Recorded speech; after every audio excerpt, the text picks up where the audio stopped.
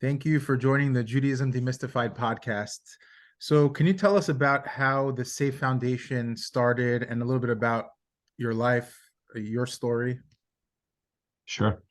Thanks for having me. I appreciate reaching out and having the opportunity to tell my story and tell you about my organization. My name is Ike Dweck. I'm the founder and CEO of the Safe Foundation. I started Safe about 2003. This summer, we're actually celebrating our 20-year anniversary.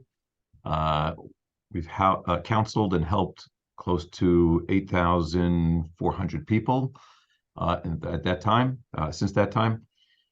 And my story goes back a little bit. I'm a compulsive gambler. I'm in recovery since November 3rd, 1987. I'm still connected in recovery. I still go to my Gamblers Anonymous meetings for the past 35 years.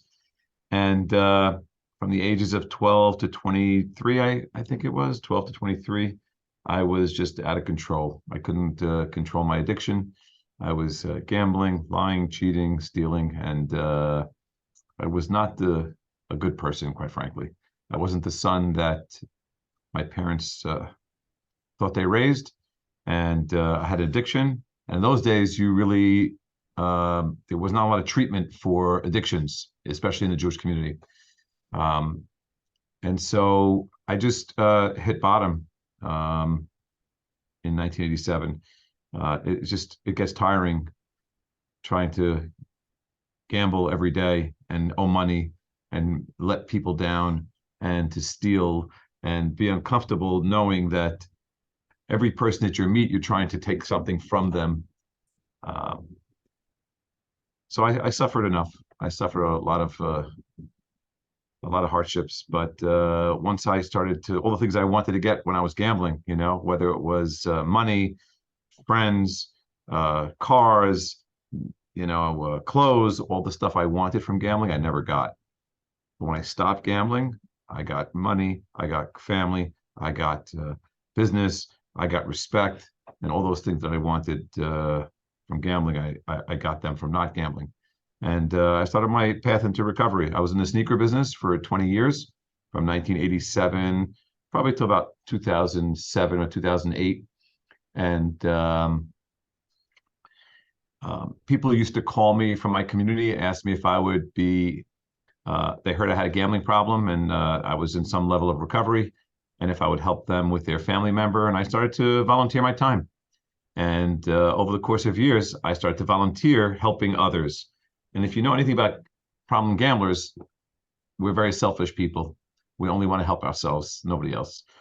But when you're in recovery, you want to help others. And from 1987 till 2001 at the time, I was just volunteering my time to help others.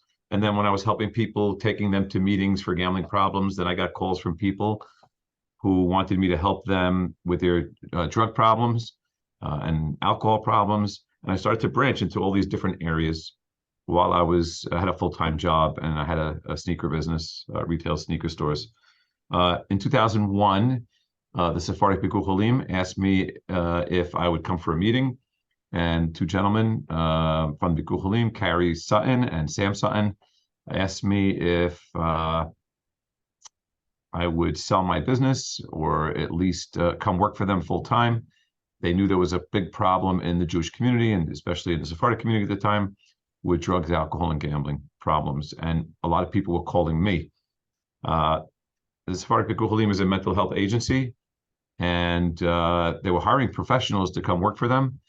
And so at that time, they weren't seeing a lot of, calls for help, because in the field of addiction, usually, you have to go out and get them. And that was really much my specialty. I was very on the go. I was working out of my truck. I would go find people that needed help.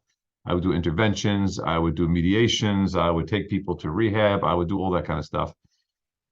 And they asked me to go back to school, which I did. I got my license and my degrees. I worked at the Sephardic Bikuch Olim for a year and a half. Had about 75 or so clients by myself that I would do counseling. I would drive people to rehab. I would take people to hospitals in the middle of the night.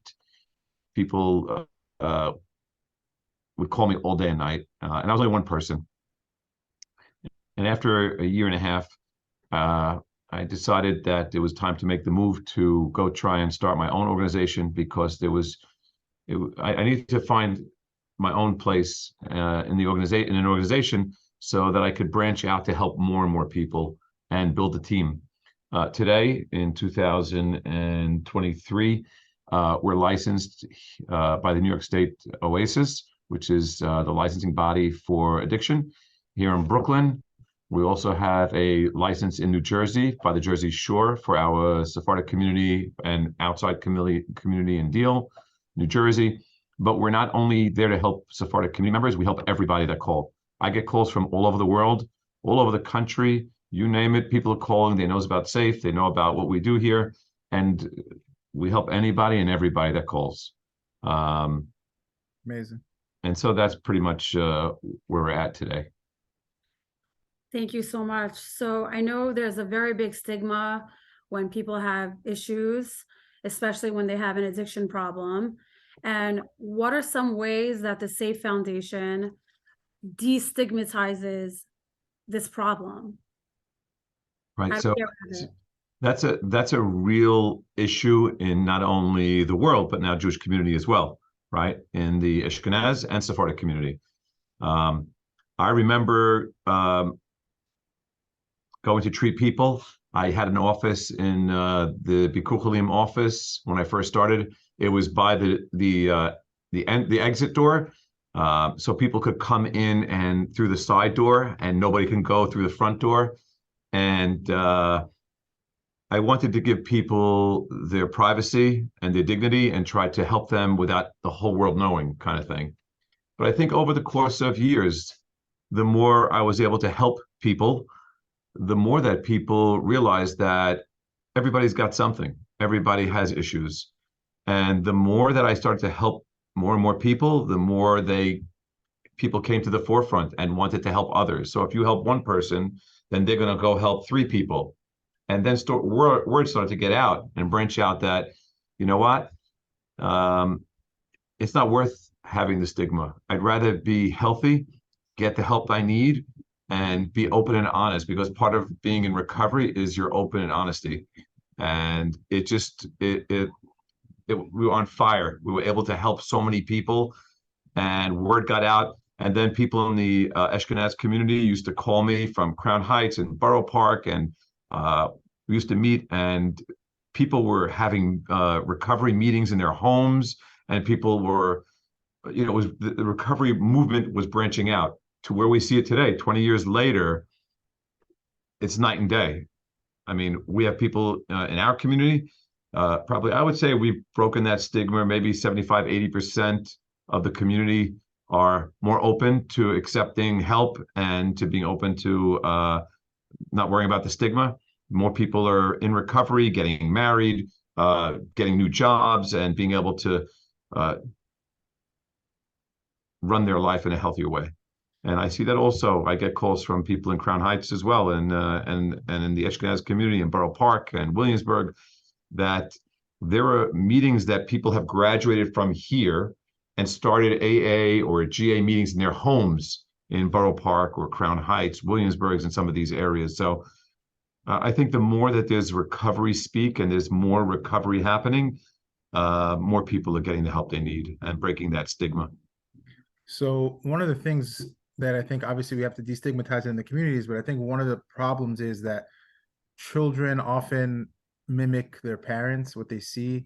And in the community, let's say that a culture that really kind of romanticizes, let's just say, drinking on specific holidays or Kiddush clubs, Shabbat, and Shabbats and Purim and Simchat Torah and all these things. So even certain, let's say, Hasidic groups where they have Farbrengens or whatever it is, how that seems like one big obstacle to overcome, because it's parents are always trying to tell their children, go to these events and learn about drugs and alcohol and all that, but oftentimes children would just see their parents doing these things. So is this an issue that you come across a lot?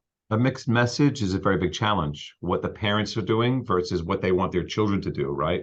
So today, the legalization of marijuana, a lot of parents are smoking pot thinking that, oh, it's legal, but they don't realize that their kids are going to emulate their parents. And so they want to be like their parents. So the important thing is to have a proper message that you're going to give your children because they emulate you. Now, you want to be 30, 40, 50 years old, smoking pot and doing drugs? Okay, it's time to grow up. It's time to realize that, your kids are going to do what you're doing. And it's very hard for your kids to want to live a healthy life if you're not living a healthy life. So Purim and Jewish holidays, even Kiddush Clubs, we've taken a real stand in the community to try to put a stop to the Kiddush Clubs in our shuls, our organization, our synagogues in the community. Some people got very upset and won't even come to the rabbi's classes after Shachrit, let's say on a Saturday, because they wanted to have the Kiddush Clubs or they wanted to have the ability to drink 9 o'clock in the morning after a rabbi's class. But the rabbis, we've educated the rabbis to understand that it's not a way that we should send our husbands home drunk, falling asleep on the table. I have a couple of cases over the years where Friday would come and the husband would come home and he'd be drinking all night Friday night on the Shabbat table, and then Saturday he wakes up and he goes to the Kiddush Club, and then he comes home from shul and he's falling asleep on the table, and then he falls asleep and the kids don't see their father, and he says, I don't have a problem, I only drink on Shabbos, or Shabbat. Yeah. And people don't realize that, you do have a problem because you're building up all this anticipation about the drinking all for that one day, that 24 hours. And imagine the trauma that you're causing your children, right? They don't get their father, they don't get their husband, that they can really function on the Shabbat table and really set an example for the children. And that's really a huge issue. Mm-hmm. But the stigma is really attached to the rabbis and what they're willing to do in the synagogues. Right? Purim. I met with a very big rabbi, Chamavadja Yosef, who I was a chief rabbi for many, many years. He passed away years ago. That he even acknowledged to us that it's not about getting drunk on Purim. It's about just being happy and sending a good message to your family about not getting drunk or carrying on in an unhealthy way on Purim. I think, unfortunately, many people don't think they have a problem because they're like, oh, but it's Shabbat, it's the norm, it's Kiddush Club, we have to drink, it's Purim, Seudah, that's what people do, When someone says they occasionally drinking once or twice a week, that is not a problem for them. So I guess my question for you is, how does someone know that they have a problem? They have an actual alcohol problem, drug problem, or a gambling problem, an addiction issue. And who's getting them the help? Is it right? to come forward, or do we have to reach out? As Rabbi Abraham Tursky used to tell me, Ike, he used to say, denial is not a river in Egypt, right? And he was so right, because most of the people that call for help are family members. I would say 70% of the calls that come in are from a family member, from a friend, or a work or colleague. Only 20%, maybe 30% of the time, people are coming and saying, my life is unmanageable. I'm out of control. I got arrested. I lost my job. I couldn't wake up to go to work the next day. Only when those things start to happen can you realize that you have a problem. They say, there's two ways to get help. One is when you reach rock bottom, or two, if somebody pushes you that way, right? They raise the bar to try and get help. And that's even more challenging. So until the person feels that they want help because they need help, it's very hard to help them. It's very hard, but it's a challenge with addiction. That's just what it is. And sometimes people end up in jail. Sometimes they end up in a hospital. Sometimes they overdose. Sometimes they have people chasing them for money in an unhealthy way. And, you just got to get sick and tired of being sick and tired all the time. And Mhm. that really only comes when you finally reach rock bottom.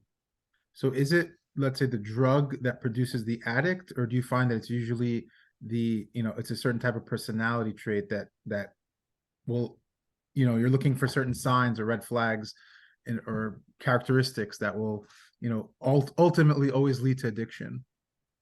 So it's really hard to say. There's so many studies that come up. Every day there's another study that comes out that says, wow, if your mom and dad has an addiction problem, your child is 4 to 6 times more likely to have a problem, right? Some level of addiction. Doesn't have to be the same one, but society, could that cause addiction? That also can be, right? Low self-esteem, that could be an issue. Mhm.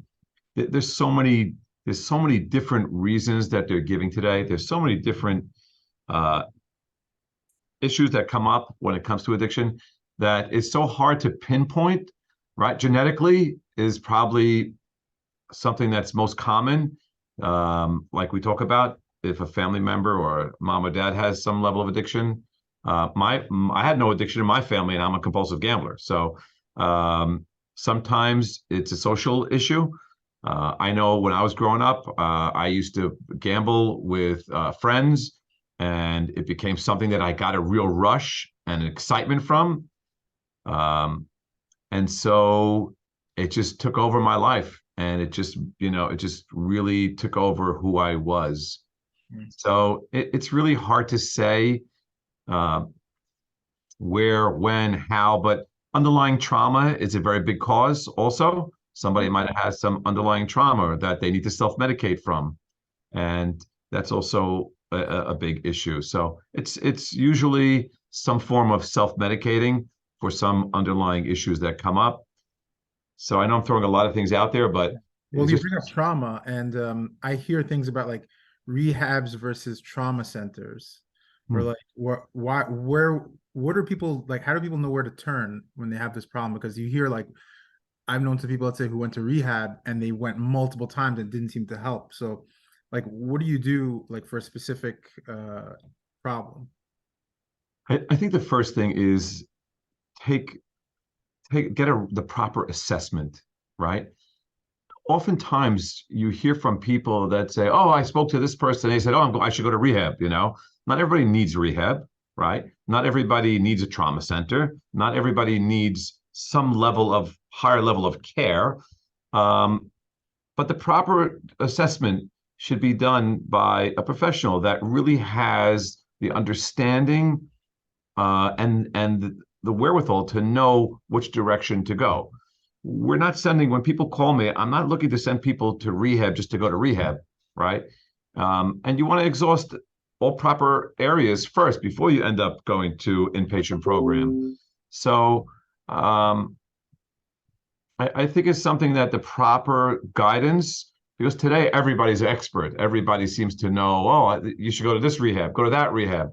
There's thousands of rehabilitation centers, inpatient rehabilitation centers in the world. I work with only probably 20 or 25 of them that understand the sensitive nature and the cultural nature of Jews, because we want people to understand where we come from and what our needs are. Mhm.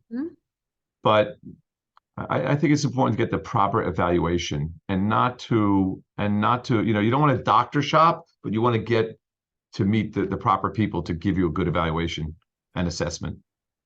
Mhm. So I know that you guys are a drug, alcohol, and gambling rehabilitation center, Mhm. but what are the most common drugs that people turn to nowadays as opposed to in the past? What Maybe should we some be years looking ago. out for? Yeah, what are the new, drugs that we should be Right. looking for? Right. So today, SAFE is a drug, alcohol, and gambling outpatient program, right? Okay. Where you come here, hour and a half, 2, 3 days a week. You're in group, individual, seeing the doctors, being assessed properly, etc. Today, when it comes to substances, alcohol is always top, right? Alcohol is always a big issue because culturally, as Jews, it's so readily available, and it's our holidays are built around it. whether it's Pesach or Purim or Shabbat or Shabbos, right? That's really a cultural thing that's engraved in all of us. When it comes to drugs today, a lot of the drugs, opiates, pain medications are very big. Today, unfortunately, if you're not getting drugs from a doctor and you're buying drugs from the street, today they're probably tainted with what's called fentanyl.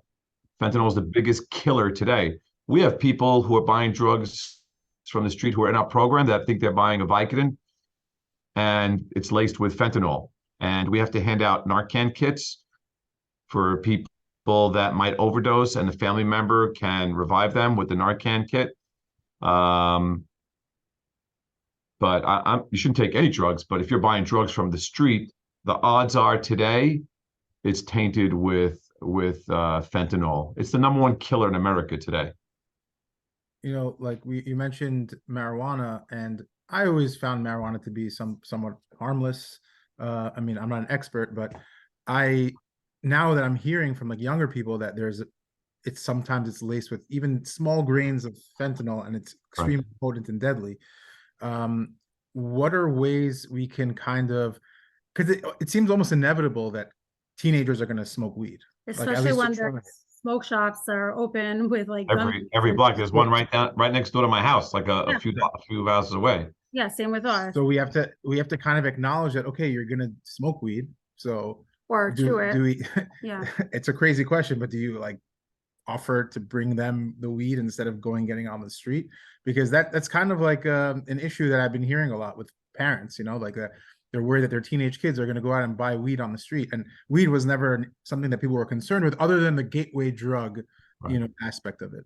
Yeah, my message is clear when I'm trying to counsel parents. It's what your parents accept and tolerate with your own children, right? I'm not comfortable being somebody who's going to deliver drugs to my children. My message is clear. It's not something that we accept in our home. It's not something that as a parent I will tolerate with my kids. And it's not something that I'm going to support. Yeah, you're right. It's everywhere and everywhere and anywhere. But I'm not going to support that message. I'm going to support more that you're better than that. I'm going to build up my kids' self-esteem. I'm going to make them feel good that they don't need that. And I remember when I was growing up, even though I had a problem gambling, I had a lot of friends that were doing drugs, but I wouldn't accept that for myself. I didn't want that to be part of my life. I never drank, did drugs, wasn't part of my lifestyle. And I rose above that. I didn't want that to be my reputation, even though I was struggling in the areas of gambling. So I think the message is supposed to be very clear and concise when it comes from your parent, and that message of it's not something that we accept in our family. It's not something that we tolerate. And if it's something that you feel that you're strong enough against that as a parent, you should give that message over to your children, that your exercise, healthy living. Today, exercise and healthy eating and healthy living is such a big part of America today. Why do I have to go the other way? I don't want to go the other way. I want to go the healthy way. I want to teach my kids that your self-esteem should be big and strong. It shouldn't be that you should just cave into smoke shops on the corner of your house or your neighborhood. It's not something that I will promote.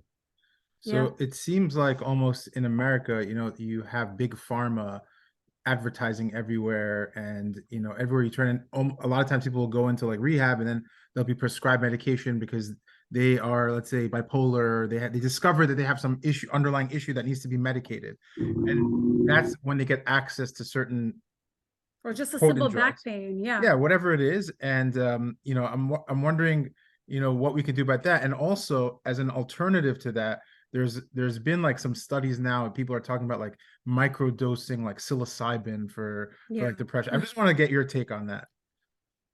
Everything is so new, everything's so new. Everybody's coming up using ketamine for depression. Everybody has a new study, I don't know. I'm old school. I like to listen, to read up and listen about some of the new strategies to try and help people. for now, I'm going to focus on the old strategies that have been successful, especially for our clients here.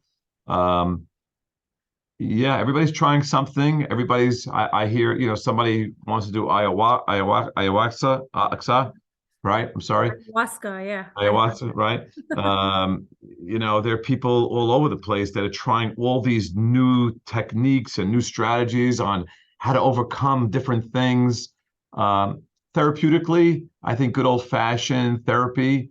Doctors today are prescribing very easily a lot of different medications, right? You just have to get comfortable to realize that, not everything's about medication. It's about hard work. And I think as a society, we've come to just to think that everything's so easy and so quick, and that's the easy way out. This young man that was in my office right before this podcast, he was talking about, I go to the doctor. He gave me this for I couldn't sleep, and he gave me this for that. I said, well, have you tried meditation? Have you tried, exercise before you go to bed? Did you try any of this stuff? No, I never tried it. I said, well, why haven't you? He says, well, the doctor just gave me, this medication to sleep, or I'm feeling anxious, and he says, oh, just take this once a day. I said, well, why don't you try to slow your mind down and understand that not everything's about medication. It's about therapeutic ways to help yourself, whether it's therapy or meditation or exercise. That's always the best way to me. So I know you're pressed for time, so I want to wrap this up by letting our audience know, how can we connect to you? Let's say, do you visit other communities, do presentations, and how can we find you? I'm just happy to help everybody and anybody that I can that calls. I've gone speaking to many different schools out on the island, or in Jersey or Manhattan. All you have to do is call 718-GET-SAFE, 718-GET-SAFE. We're here 24 hours a day, 7 days a week, and we're happy to help anybody and everybody as much as we can. It's a tidal wave. Today, the world is upside down. Mm-hmm. I feel so bad for the people that are, growing up today in this environment. The legalization of gambling. They've made in 1 year over $70 billion in gambling wages. And imagine so many people who are getting help. We have a Gamblers Anonymous meeting here every Sunday night that we've had for 18 years. And we see how many people are coming in today with gambling problems every week. It's like a tidal wave. And even with the marijuana, legalization of marijuana, you think they're doing this to help people? They're just doing it for the taxes. They just do it for the money, And so it's parents have to really stay connected with their kids. They got to keep talking with their kids. You have to keep having those conversations that are challenging. Who are your friends? Who are the kids? Who are you hanging out with? Are you sure that these are the right people that you want to hang out with or you want to be with? So it's a constant challenge, but parents can't give up, and you can't just say, oh, it's everywhere.